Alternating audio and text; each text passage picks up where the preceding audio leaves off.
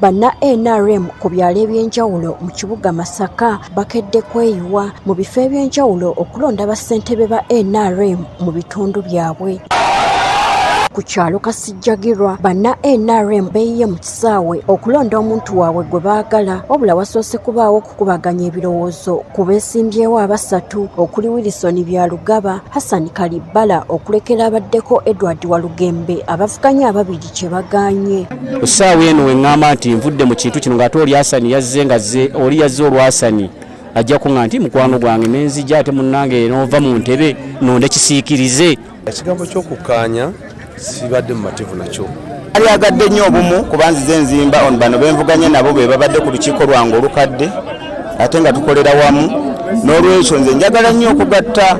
Waliwo abalonzi abasoose okwemulugunya ku nkalala z'abalonzi nga bagamba nfu. Tusimbe kikyo nnyo amanya tikalimu lwaki Nerijesa gye baleese enfu bakola paasi muneerugezo kebala muli essanga temuli mu mannya gaffe. Wabula gye biggweredde nga ku kyalo kino enkalala z'abalonzi tezikozeseddwa era nga buli muntu abaddewo alonze gye biggweredde nga Edward Walugembe awangudde banne n'obululu 197, Hassan Kalibbala afunye obululu 9 ate Wilson Byalugaba afunye obululu 2. Kubanga gavumenti njiwagidde okuva mu NRA paka olwaleero mu NRM wonna weeneetuuka oba NRM B oba C nja kusigala ndi mu NRM. Wabaddewo Katemba omuvubuka bw'agaanye okusimba mu mugongo gwa kitaawe Hassan Kalibbala era banne bamukutte bukwasi ne bamuleeta ku mpaka okusimba mu mugongo gwa taata we.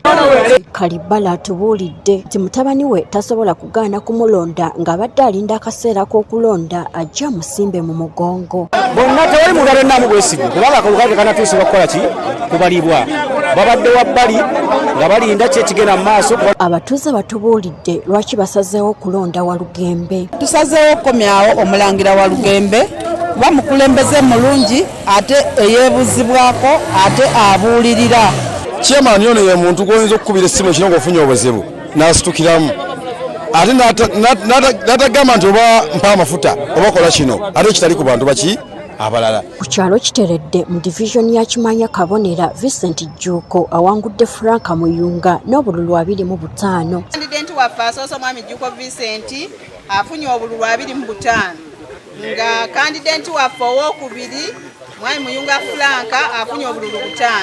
Vuganya si kibi naawe otegeera amaanyi g'olina kibi obadde osobodde okukola ate byobadde okoze obubi ate n'oyongeramu amaanyi.